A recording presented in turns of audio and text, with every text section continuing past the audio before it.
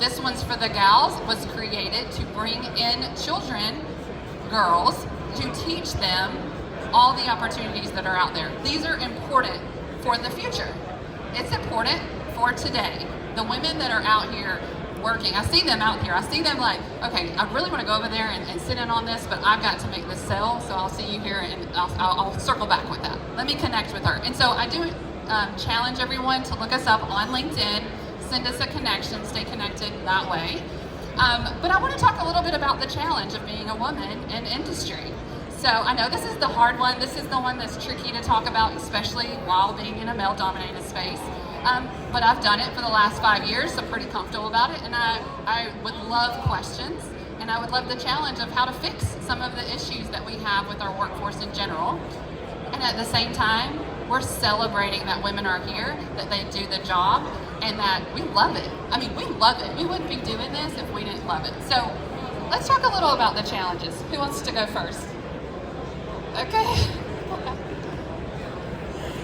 So my passion for This One's for the Gals comes from me being that girl. That girl that had no clue what she wanted to do when she got out of high school.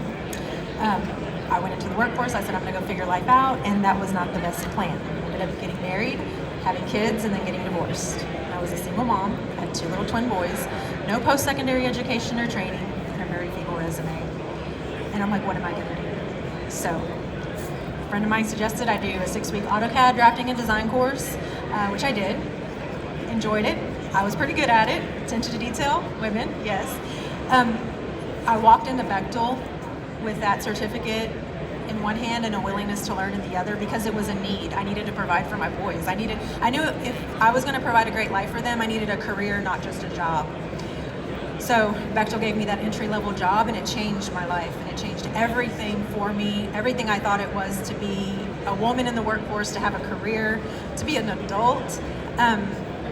But there was challenges, right? Because the job was demanding. It was, and I was a single mom. And so there were times where my babysitter would call and be like, hey, I can't watch the boys tomorrow. And I would literally get up and drive an hour and a half to my aunt's house, drop my boys off, drive all the way back to work, go back and pick them up, and those are the challenges that I faced, whenever I was getting into the industry. And knowing what I know now, those challenges were so worth it. Pushing through, right? Because I could have easily said, you know what, this isn't the place for me, I need to go find another industry to be in. But there was flexibility in that. There was my boss, hey, I'm gonna be a little bit late, I need to leave a little bit early. That support that I got from the very beginning was helpful for me to say, you know what, I'm going to push through because they're not gonna be that little for that long. They're not, things are gonna change. I think as women, we go through different seasons of our lives, and supporting women in each season is very important, and letting them know that there is flexibility, whether that be working remotely, or if you can't work remotely, maybe a schedule change or things like that. But how can we better communicate that yes, there are times when the job is going to require extra time, extra hours, but also we understand that you do have a family, you do have challenges, and we are here to help help that.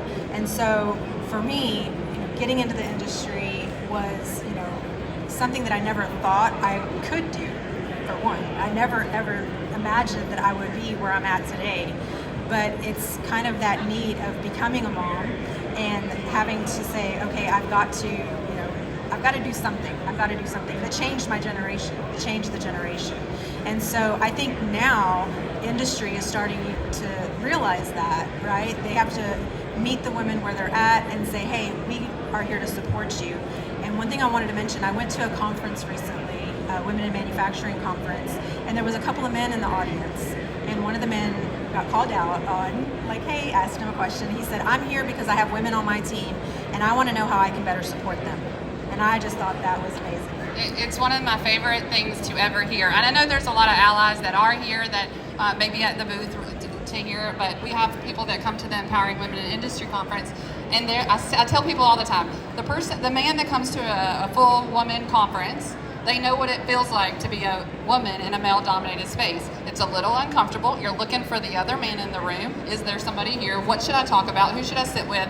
All the things that flood into your mind of being the only. It could be you're the youngest person in the room. It's the same reaction that your body has of like, wow, I don't think I belong here. and we have to help them and really focus our attention to make them feel welcome, to make them feel like they are a part, that we want them there, and we want to hear what are their challenges. One of the challenges is they don't have enough women in even the pipeline to promote, to get to their numbers. Well, how can we help that? Oh, here's this community. Send me your job posting. Let me share it with the women that I know. This is one solution to get more women into your organization. The other thing I wanted to just mention is, Stephanie, you didn't know that this was an option, like when you were younger. You never thought about manufacturing. You never thought about this career path would take you to be an entrepreneur or a leader of a nonprofit. You never thought those things. That's what we need to do by encouraging people to share what their company is doing out there for our young people. And that is so easy to do now. We have social media. We have some of the best. I mean, even Steph has a TikTok, so there are so many ways that we can connect with the younger generation.